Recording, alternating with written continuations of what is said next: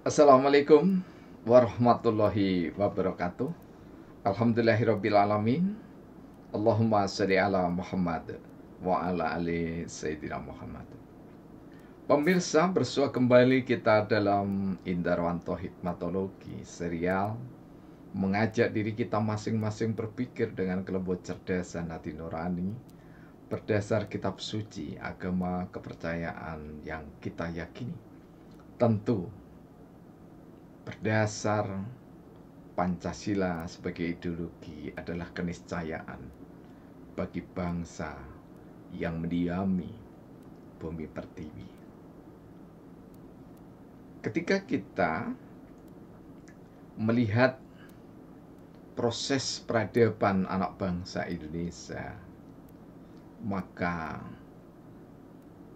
tidak ada satupun pemimpin paripurna yang menyelesaikan segala permasalahan secara tuntas, sempurna, paripurna. Harus diingat bahwa peradaban adalah suatu proses. Penerapan nilai-nilai Pancasila adalah suatu proses. Pendewasaan anak bangsa di dalam beragama, berkepercayaan, berbangsa, bernegara adalah satu proses. Karena proses tak pernah mengenal kesudahan. Kesudahan hari ini adalah karya terbaik kita, tetapi esok bagi orang-orang yang wajar dalam berkehidupan, meningkatkan kapabilitas diri, mengupayakan lebih baik lagi dibanding hari ini, adalah keniscayaan yang manusiawi. Tentu saja pada saat berupaya menerapkan nilai ideal yang ada di dalam agama maupun dasar negara, termasuk di dalamnya Konstitusi 1945, pasti dihadapkan pada ragam masalah. Keragaman masalah seiring dengan tingkat pertumbuhan pikir yang otomatis sikap dan perilaku anak bangsa senantiasa tidak stagnan, tidak mandek, terus berubah karena peradaban itu sendiri mengalami perubahan yang tidak kenal henti. Hanya saja yang tidak boleh berubah dan menjadi kesepakatan dalam hati nurani anak bangsa adalah Pancasila yang secara utuh adalah pembukaan Undang-Undang Dasar Negara Kesatuan Republik Indonesia tahun 1945. Mengingat di dalam dasar negara yang terdepan dan yang paling dasar adalah ketuhanan yang Maha Esa, maka rumah-rumah anak bangsa Indonesia, rumah tangga anak bangsa Indonesia adalah miniatur yang nyata dari penerapan nilai Pancasila. Karena Pancasila bersumber dari peradaban Nusantara, maka peradaban Nusantara, ciri yang paling mengemuka adalah perketuhanan yang Maha Esa. Dan kita harus bersyukur karena ini diterangkan di dalam, sekali lagi, pasal 29 ayat 1. Ketiga miniatur negara bangsa, yakni rumah tangga anak bangsa Indonesia, mampu untuk berproses menerapkan nilai-nilai agama, nilai-nilai budaya, peradaban anak bangsa, maka yang paling di depan adalah kejujuran. Sejak belia, bahkan masih di ayunan, anak bangsa diajari jujur oleh ibunya. Anak bangsa diajari jujur oleh ayahnya. Begitu menginjak dapat diberikan pengertian, maka kejujuran itu diberikan contoh secara nyata. Tidak boleh bermain yang bukan mainan. Nanti meningkat, tidak diperkenankan mengambil yang bukan haknya. Nanti meningkat, boleh mengambil, namun disertai dengan tata krama atau etika. Menginjak remaja, akil balik, sudah dikenalkan pada halal haram secara nyata, dalam makna tidak sekedar mengenal boleh dan tidak boleh, namun juga dikenalkan ketika boleh memiliki dampak positif dan ketika dilarang memiliki dampak negatif yang boleh jadi akan berakhir dalam proses peradilan. Karena itu, undang-undang anti korupsi memang dibutuhkan.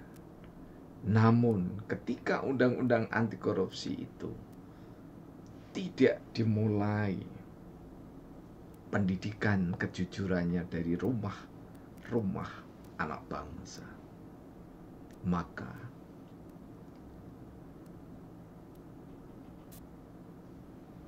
cenderung melalaikan, bahkan melanggar dengan sistematis berencana. Seringkali menjadi tontonan keseharian kita. Tak jarang orang pintar bergelar dengan disiplin ilmu hukum atau ilmu politik, bahkan dilambari dengan nilai agama, masih terjebak dalam kungkungan godaan korupsi. Jika demikian, sudah lengkap gelar akademik, kemudian memiliki latar belakang agama yang kuat, mengapa masih timbul korupsi? Karena kejujuran belum menjadikan satu sistem di dalam hidup berkebangsaan, berkenegaraan kita. Jika kehidupan berbangsa dan bernegara itu secara sistemik dan berperadaban menjadi ruh kejujuran itu, maka sangat minimalis sekali pelanggaran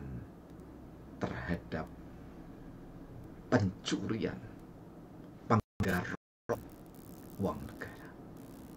Karena sadar, dididik dari rumah, kemudian bertemu masing-masing anggota rumah tangga ini di satu institusi atau instansi.